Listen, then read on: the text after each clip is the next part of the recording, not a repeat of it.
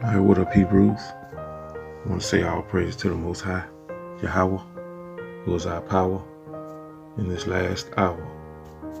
Just want to do a little quick lesson in regards to the slave ships and mix it in with the scripture and just give you a little basic information about the slave ships. And I'll jump right into it. Deuteronomy chapter 28, verse 68. And the Lord shall bring thee into Egypt again with ships, by the way whereof I spake unto thee, thou shalt see it no more again. And there you shall be sold unto your enemies for bondmen and bondwomen, and no man shall buy you. Slave ships.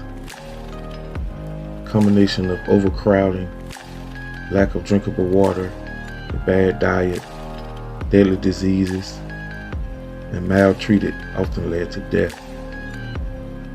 The well-known coaster ship, Jesus Maria, was seized with more than 270 Hebrews crammed below deck in the most terrible conditions imaginable.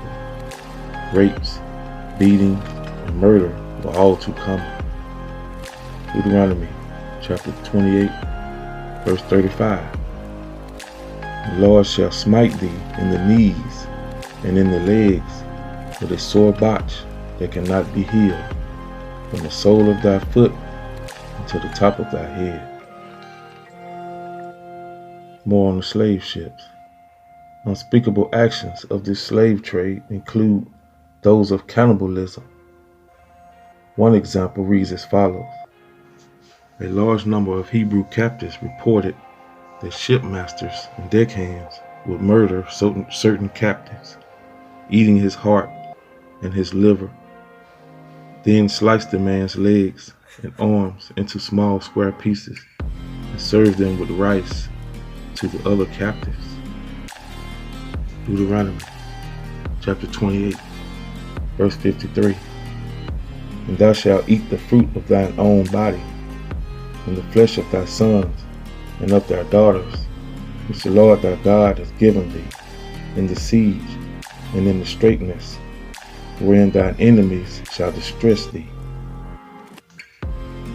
Captives were also forced to endure disease, practical attacks, shipwrecks, long voyages in overcrowded vessels, and in hurried landings, usually at night, and landed on locations that were hardly ideal for walking at night.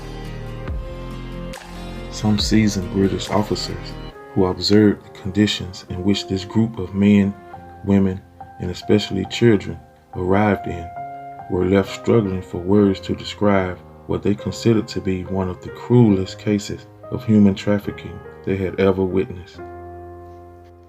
We can only imagine the sort of memories and visions that may have haunted each and every one of them from the moment they were seized in their homeland and marched in shackles toward the Atlantic coast, to the hour of which their eyes were closed forever. Deuteronomy chapter 28, verse 64.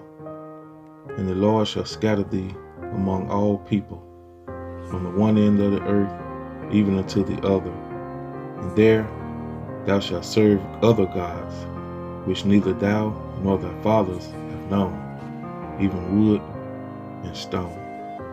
Shalom, Hebrews.